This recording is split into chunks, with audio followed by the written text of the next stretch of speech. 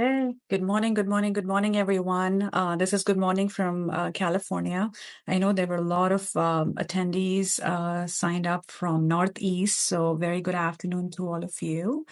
I appreciate, as because we had to change the diabetes workshop, and I really appreciate all the interest and the amazing participation by several of you signing up. We had at least 55 attendees registered, and you will be receiving a recording of this entire discussion if you're not able to attend. So I wish good morning, a great day to all of you out there attending live or watching the recording, or if you're on YouTube and watching our YouTube series.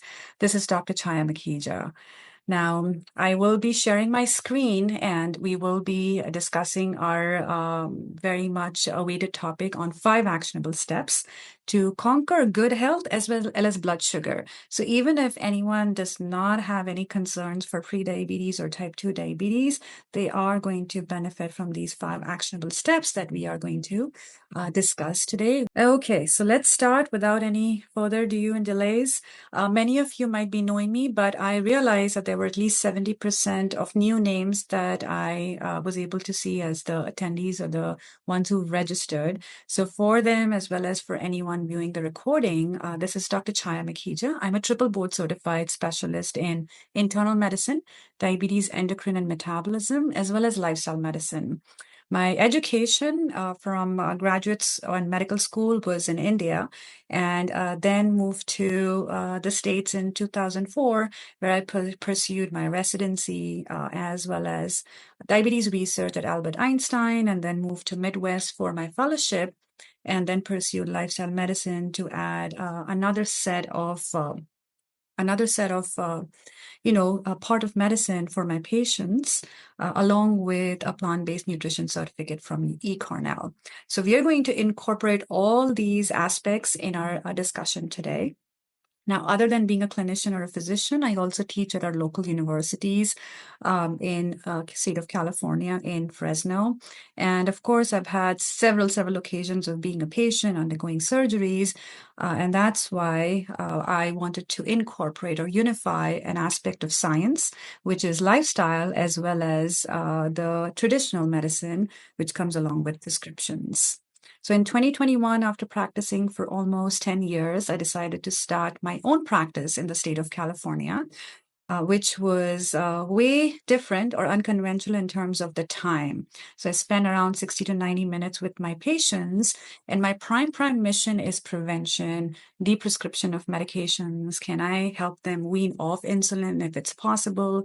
Can I up-level their health? Can I help them with their longevity? Can I help them prevent chronic diseases or osteoporosis or autoimmune conditions as much as possible with the right expertise, knowledge, as well as collaborative care and helping them navigate through the healthcare system. So if you've experienced that care, it may not be new to you, but this has been very close to my heart. And that's why, other than being in an exam room or in our medical office, I love to participate in community events. And as well as now with social media, or with our newer generation loving the social media aspect of education, I've also started publishing YouTube videos, which are educational, related to diabetes, thyroid, osteoporosis, as well as lifestyle medicine, and more on Instagram as well as Facebook with short reels and educational discussions. My newest effort is going to be interviewing specialists from different fields, and that will be coming along soon in January of 2025. So if you haven't, please do subscribe to the YouTube channel or follow along, as I have a few more things to be released, including supplements, as well as interviews with various physicians like cardiothoracic surgeons, rheumatologists, fertility specialists, menopause specialists in the next few months. Now, education is also free. So this is my way of organizing free webinars or free workshops, as well as local community events in my neighborhood in forms of walks and form of laughter sessions. So if you ever visit California or if you're in Central Valley, touch base. You can also sign up for newsletters where you hear about these events, and I would love to meet many of you. Now, this education is also a part of my medical students, where we look at improvement in patient outcomes in terms of numbers, their well-being, as well as their parameters, their health, as well as complications, and try to publish these in national meetings so that there is more awareness spread throughout the community as well as the medical education field. So I appreciate our medical students being so much or providing so much enthusiasm in a combination of traditional medicine as well as lifestyle medicine. So now we actually start with our topic, and just a disclaimer that this is an education workshop, so don't consider this as a personal medical one-on-one advice. And this is more for our community education, which is pretty much no harm. So this month is November, and November is a National Diabetes Awareness Month.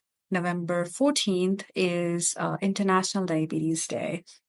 There are so many days that we celebrate termed as happy, right? But I cannot call, or I was at an event on 14th November talking about supplements and diabetes. And, I can't wish happy diabetes day, but bringing about the awareness, bringing about the knowledge of how to prevent this condition, specifically type 2 diabetes. And if we are dealing with pre-diabetes, or if we have risk factors, can you prevent them is going to be so crucial. I have stats right here in front of you, and this itself is the United States of America, where 1 in 3 adults, so literally anyone you're talking to, you may come across 3 individuals in a day, 1 in 3 adults with pre-diabetes. Either they're aware of it or they haven't been tested. And then type 2 diabetes is almost 11.6% of the US population. Now, this ratio, this prevalence is replicable throughout the world as well. And that's why the awareness becomes very, very important. Now, once we are aware, what do you do about it, right? And that's where we are discussing a few tips today, especially with the holidays coming along and in the honor of the Diabetes National Month.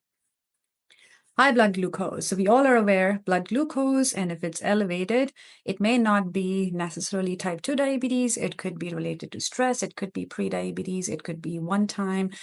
It could be a medication effect. So just one number where you're checking it on a finger stick or on a blood test may mean a lot or may mean nothing, because it may just give you that one time point reading. But if someone is getting tested for a more accurate test for type 2 diabetes or for pre-diabetes and diagnosed with diabetes mellitus, it's very important to know that it is a cardiovascular risk equivalent. Now, what does that mean?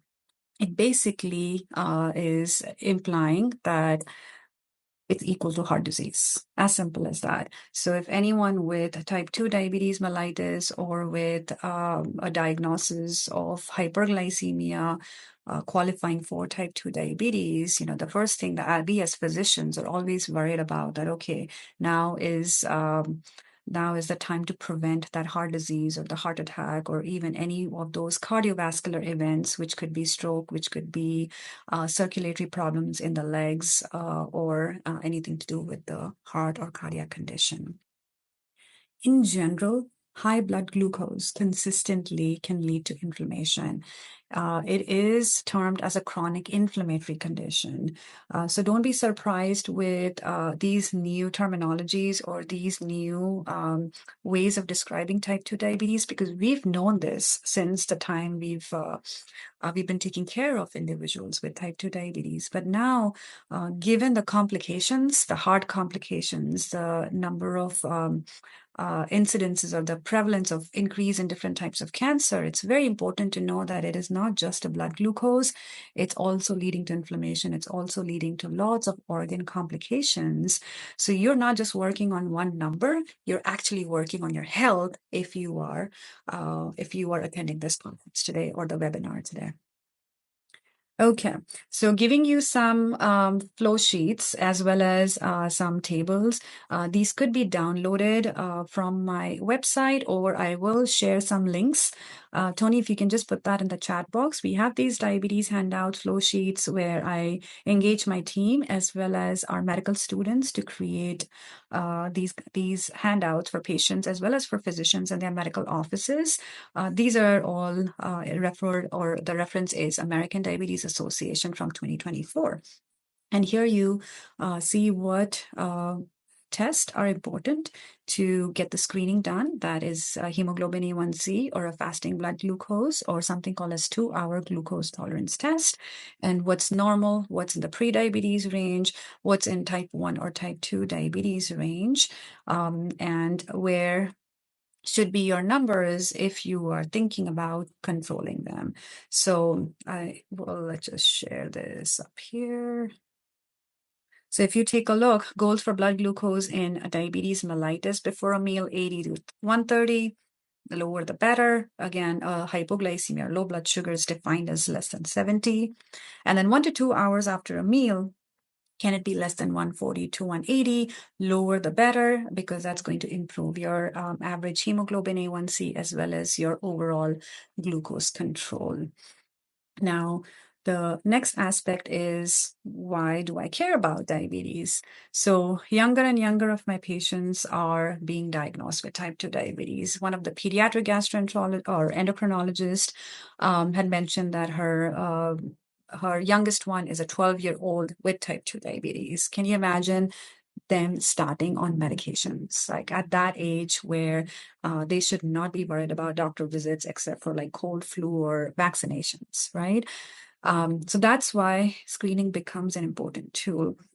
There is a list of all the risk factors that you can see along. It also includes ethnicity. So South Asians, Indians, Pakistanis, Bangladeshis, African Americans, Latinos, Native Americans, as well as Pacific Islanders, they're at a higher risk for type 2 diabetes, for insulin resistance. So good to get those screening tests done sooner. American Diabetes Association suggests age 35 onwards, but earlier if there are risk factors.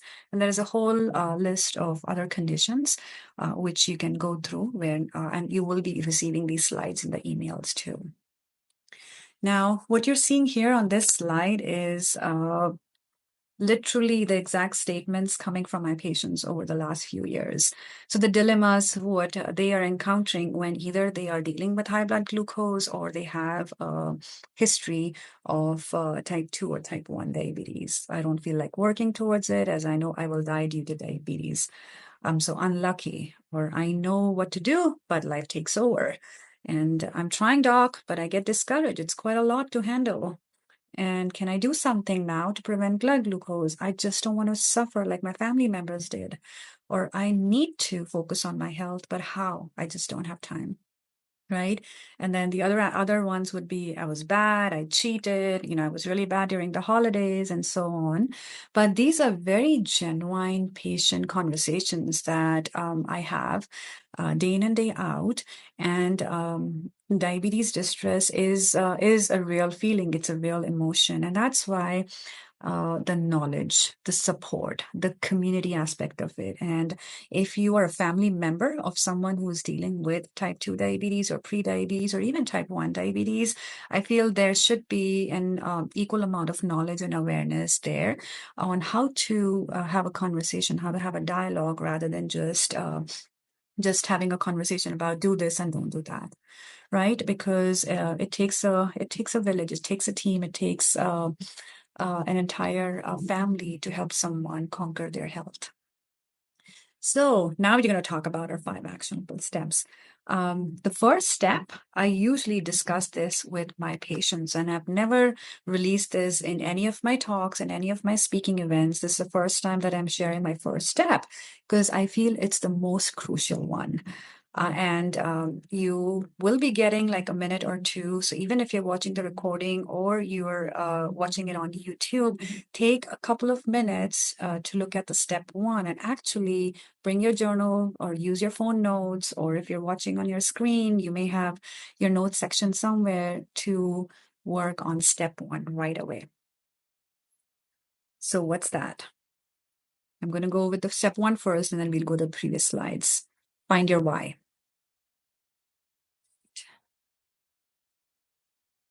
Okay, why for what? Why here? We're specifically talking about your health. Now, health doesn't just mean that, oh, my A1C is great or my blood glucose control is great, I'm healthy. But health is also our psychological health, our mental health, our social health, right? How do we deal with stressors, our physical health, our emotional health? There is so much to health rather than just one number or just one value. So find your why for your health is as simple as, why are you attending today's diabetes webinar? Why are you watching this video? Why are you interested in diabetes or high blood glucose or your health? It could be as simple as, these are some of those that I have gathered as my patients tell me their why. But it's basically how do you envision yourself, right? It's a lot to do with manifestation of my future. How do I want to live my future? And that is going to be in your present. So I want to be independent. I don't want to be physically dependent, or I don't want hospitalizations. I don't want too many doctor visits. I want to play with my grandkids. I want to grow up with them. I want to see, X number of weddings of my kids or my family members, cousins, nephews. I would want to reduce my medication list. I would never want to be on insulin. So all these are great whys. You want to know what your why is. It could be, I want to travel through the world. I want to hike. I want to, go for a 5K when I'm 65 or 75 or even 85. So those are whys, your goals, right? And once you're very, very clear about it and you repeat it with yourself every day, that's going to be very crucial, repeating it. It's very easy to jot down things today, or you may just think that I really don't know what my why is. That's okay. But give yourself time to pen it down or to go over it, or just give yourself this window of screen-free, zone-free, environment-free, just with yourself, and know your why. It may take a few days, it may take even a month, or it may just take a few seconds for you to get the answer. That's going to be very important because your why is going to help you to take further steps. So if you have a minute or so, please go ahead. It would be great for you to jot it down. I've had in previous sessions, many of my patients just share it through the chat window. You're more than welcome to do that. But I will literally time it. It's 9:21 right now. And let's get that going. Your why is what you want to know.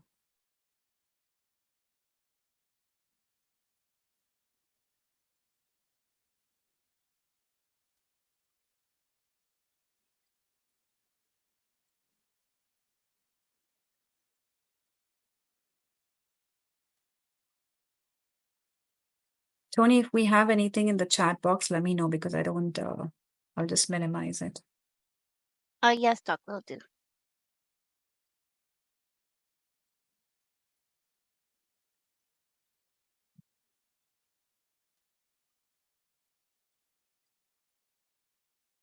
Okay. All right. So our real patient stories are right up here. And these are just testimonials, but all of them figured out their why. One of the whys was that I want to run and jog and save my foot, and I will make this happen. He's doing it. The other one was like, I don't want to lose my eyesight, my vision, which she was because of very poorly controlled diabetes. And bingo, she's on year 2 without any problems with her vision or further new problems. The third one was very, very committed to get off insulin after being diagnosed with diabetes and being on insulin for almost 7 years. And she's been successful and rock solid blood glucose control. So when I'm speaking for the step one, it is actually the most beneficial step amongst all the 5 steps that we're going to talk about, the mindset shift, right?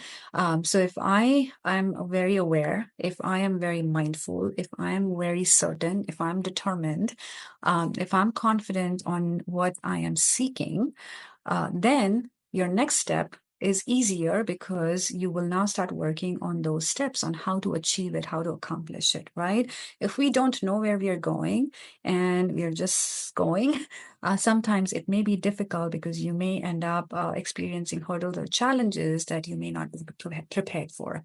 And here our goal is to get well equipped, get the knowledge, get the resources, and enjoy life to the fullest. Okay, so that's the mindset shift. And for individuals who are dealing with high blood glucose, type 2 diabetes, or on insulin, multiple medications, or feel like they're not getting answers as to how to up level their health and blood glucose control, the mindset shift could be as simple as how you think about a particular thing. So instead of saying, I have high blood glucose, or I'm a diabetic, or diabetes, I can't eat this, I can't do that, shifting it to a more positive tone, like my health is a priority, and this food will not make me or take me towards good health, or make me healthy, or make me stronger, then it's not a good choice for me. Right? That decision has to come from within when you know your why, when you're actually very much committed to your why. All right. So with that, now comes the step 2, which is the art of nutrition and eating. Just to be very clear, even if I've done the plant-based certification, lifestyle medicine, my goal is not to discuss about a specific diet or think about restriction. So anything that brings about a negative emotion is usually not ideal for a sustained result or for sustained change in habit. And that's why focusing on food or your meals as nutrition, as your fuel to make you more energetic is just a better and a more positive tone for me and for my patients. And as I'm discussing this with you out in the community. So your first step for eating, okay, start your meals with non-starchy vegetables. It doesn't matter if you're thinking about diabetes, if you're thinking about prevention of diabetes, or you don't have diabetes. In general, it will definitely help you because you're adding on fiber before you start anything else. You're feeding your gut, your stomach specifically, with the fiber, and that itself helps to delay the absorption of whatever is going to come next. Other simple tips would be, let's sit and eat at a dinner table or sit comfortably rather than sitting in front of television or the couch eating. Now, this is not like a rule, right? But 7 days a week, what is happening most of the time? Am I eating my food at my work desk? Or am I actually eating most of the times where I'm supposed to eat mindfully, giving myself 10, 15 minutes to finish my food and then getting back to work and then taking back those Zoom calls or meetings or catching up with your favorite show? This mindful eating is actually feeding your soul as well. So it's nothing to do with just philosophy, but it makes us more mindful on what we are eating, how we are chewing it, the flavors and the taste, what we like, what we dislike, what's something new that you're tasting, and maybe you would want to try it again. So that gives you time, and time for yourself is never going to go wasted. So again, this is a conscious choice that all of us can make, and it could be just one of them amongst all these 3. The last one is my favorite, which is eat until 80% full. Okay, just imagine your stomach. So we have esophagus, our tube, and our stomach is like a blender. All right. Imagine if we just stuff the blender, how is it going to move? Even your blender has a maximum capacity, and there is some space where it enables the blender to actually blend, right? Similarly, in our stomach, we need that space for it to work, for it to contract, for it to blend, for it to help absorb the nutrients from our food. So 80% full, how will you know? Well, you shouldn't be overstuffing yourself. So that's a way that you know that you've you are 100% or 110% full. So now next time you could just rehearse on, okay, this is how much makes me feel satisfied. And then I will avoid that extra 20% and maybe just use water or just take your plate and it goes in the dishwasher or you've washed it, right? Rather than overthinking it. It does become a habit as you practice it every day. One of the very good books to read about habits would be Power of Habits or Atomic Habits, which actually helps us to make these shifts slow and steady, but actually slow and steady is truly going to win the race of changing the habit. These are certain tips on why we are talking about the non-starchy vegetables, why we are following that with the lean or the plant-based protein, and then comes the complex carbohydrates. Complex carbohydrates are our grains, quinoa, sweet potatoes, brown rice, whole grain bread. You could add your whole grain bread, sourdough bread, which is fermented. But if you start your meals with complex carbohydrates, the blood glucose spike is definitely more. The excursions are higher as compared to following this step 1, step 2, step 3. Now, it's not that you want to finish all your starchy vegetables and finish all lean protein and then go for carbs. But as soon as you start your meals with salads or with your sauteed vegetables or a mix of salad with your lean meats, with your and then followed by your carbohydrates, it just helps to slow the absorption and definitely reduces the spike. It works great even for my patients with pre-diabetes, where they may have spikes with eating how they were eating, and now they don't get that anymore. Why is that important? Is because your body, your blood circulation is getting exposed to less of those high blood glucose levels. And even if it's transient, so if you had a watermelon, for say for example, that would lead to a spike, and then instantly, if you are good with your insulin sensitivity, with the response of your insulin from the pancreas, then the blood sugar drop is pretty quick, very, very rapid, right? So that's not bad, that's not harmful. But what matters is when we are eating meals, what's happening to those blood sugars? Are they prolonged in terms of the rise versus are they coming back to a baseline like we talked about for postprandial blood glucose control? Okay, so that's all about the art of nutrition. This may seem that, oh, it's pretty straightforward and easy, but it actually has long-term benefits if followed most of the times. Now, if you have any questions from step 1, step 2, or as we talk about step 3, step 4, and step 5, please type your questions in the chat box and we could discuss it. If you feel like you would want to turn on your audio and ask the questions, that's completely fine too. All right, step 3 is my favorite, the art of movement, right? It's not just exercise, it's not necessarily just physical activity, but movement. Your holiday tips are as simple as, because it'll be, many of you tend to have family gatherings or family gatherings for a couple of days. And that's where there are a lot of conversations, dialogues, and watching some amazing movies.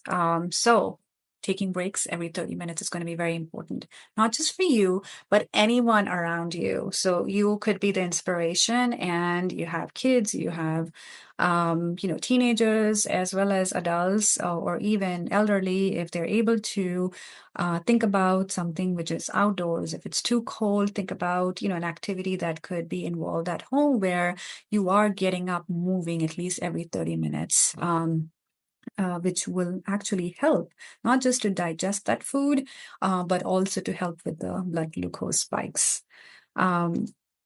Our muscles tend to use glucose as the main fuel. So you are stimulating your muscles to use that fuel, and that will help any day, anytime for any adult.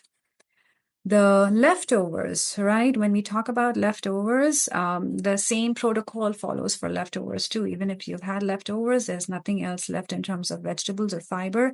Think about how you can be creative because that is going to help you with every meal.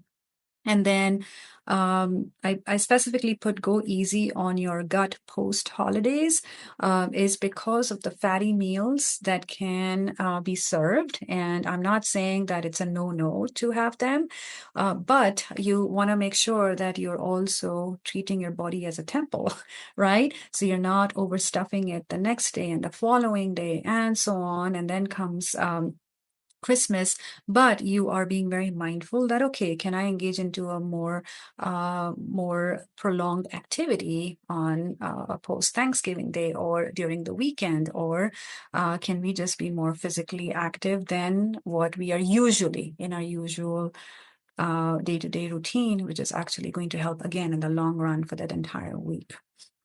In general, all the guidelines recommend 30 minutes a day of exercise, which could be mild, moderate, intense, 5 days a week. So that's 150 minutes to help with any aspect of your health.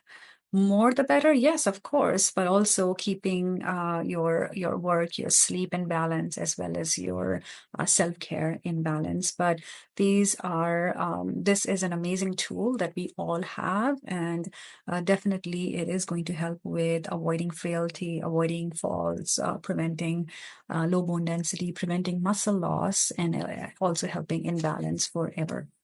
So it has benefits wherever you can apply it to. It'll always be positive, and it's free.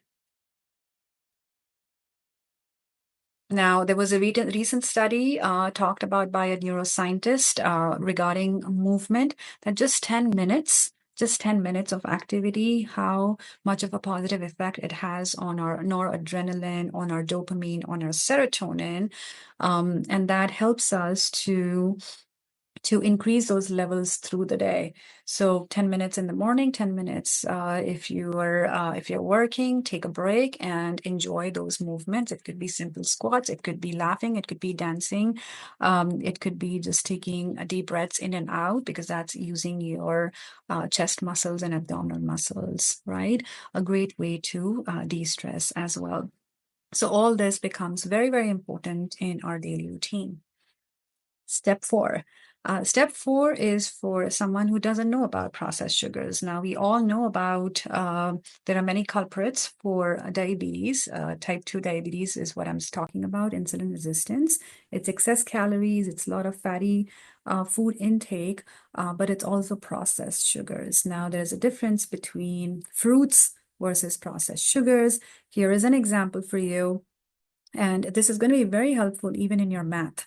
Very, very important. I talk to the younger adults as well as our students about this specifically, that, 1 teaspoon of sugar is equal to 4 grams of sugar, okay, or 4 grams of simple carbohydrates. A simple math. Any label that you see here, I have the soda can, but anything, it could be cereal boxes, it could be frozen foods, it could be sauces, it could be ketchup, it could be anything that's packaged, and you're looking at total carbohydrates, total sugar, 39 grams of added sugars. That's almost 10 teaspoons of sugar in one small can. Right? So what are we drinking? It's basically carbonated water and sugar, spending money on it and ruining our health. When I'm saying ruining our health, it's not good for any of these. Like, there is so much inflammation. There's plethora of science evidence that how much inflammation it can cause, how bad it could be for autoimmune diseases, for osteoarthritis, for bone loss, for a very, very poor gut health, irritable bowel syndrome, so on. So beyond diabetes, beyond blood glucose, it just doesn't do any good. Um, Minimize or avoid, right? So that's going to be very important. So this is just an example. Many of us may just say that, oh, I don't drink soda, so this slide is not for me. But look at the packaged foods. Look at the labeling.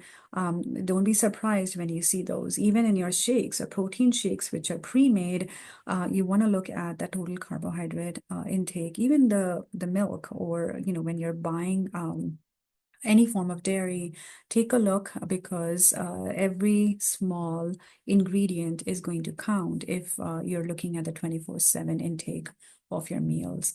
So processed sugar is definitely a no-no in our lives. Now, again, there are There are occasions where you may taste it, where you may have it and enjoy it. That's a different story, right? Because if you are good in terms of your mindful choices, most of the time, having a feast here and there is not going to ruin your health. Your body will tell you. So, my goal is to help you be aware, and then you make conscious choices rather than someone else dictating to do this versus not do it. This slide literally has gone in my every presentation, wherever it has been, in the universities, in schools, for the physicians about insulin resistance. And many of you, if you have individuals in your family with type 2 diabetes or any of these conditions, it's not just one physician, it's not just one prescription, it's just not one test. There is so much going out in terms of your symptoms, in terms of healthcare, in terms of doctor visits, in terms of procedures. And one simple step to address this problem will help reduce or possibly even alleviate many of these symptoms, as well as medical conditions and number of referrals or number of specialists that one needs to seek care from. All right, so we're almost at the end. This is my last step, which is seeking expertise. I end up seeing patients who will just call me directly since I don't need referrals, but they've gone through all the circles and the hoopla of healthcare system in a good way as well as in a not a happy way either. But it's mainly that you want to combine things. So if you are thinking about medications because you're not able to get that in control, lifestyle interventions, your mindset will still go hand in hand. If you're not focused on medications and you think you can conquer it without the prescription drugs, then still those are going to be your tools. The right support in terms of the right knowledge, as well as getting the expertise, getting evidence-based technology, which has been very, very helpful in the setting of pre-diabetes, diabetes, and the metabolic world. It's all going to be precious in the journey of your good health. So when I'm talking about technology, I was specifically mentioning the continuous glucose monitoring. They're available over the counter, but there are so many nuances, and it's good. I would literally advise you that if you have the right expert, at least have a discussion with them as to what and how to interpret, because many of them will think that there shouldn't be any rise in blood sugar. There should be. We are alive and we are absorbing. But what the pattern is going to reflect on your health. And that's what we as endocrinologists are assessing: the patterns, the time duration, and what's happening day in and day out rather than just with one meal. So these would be great tools if you're thinking about, if you're thinking about the up level, or if you don't have access to continuous glucose monitoring, something to discuss with your healthcare team about it. And then, of course, everything else that goes along with screening, as well as use of supplements.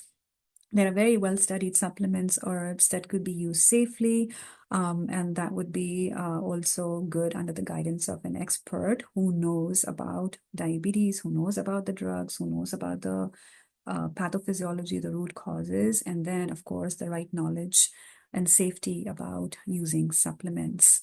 I have on the right side the free downloads. So I think Tony will share the link with you in YouTube on the chat, and we can also email it to you. But I have these diabetes flow sheet, which will again get updated for 2025, as well as free osteoporosis guide, just extra steps on what you should be aware of.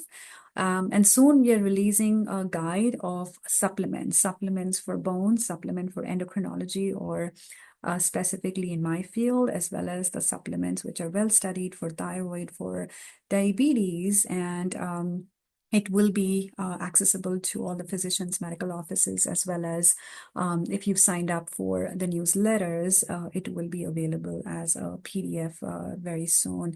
So that's my way of giving education to the community, to the audience, and amazing people like you. And would love to get your feedback if you're going through these, and if you have any questions, you know where to reach me.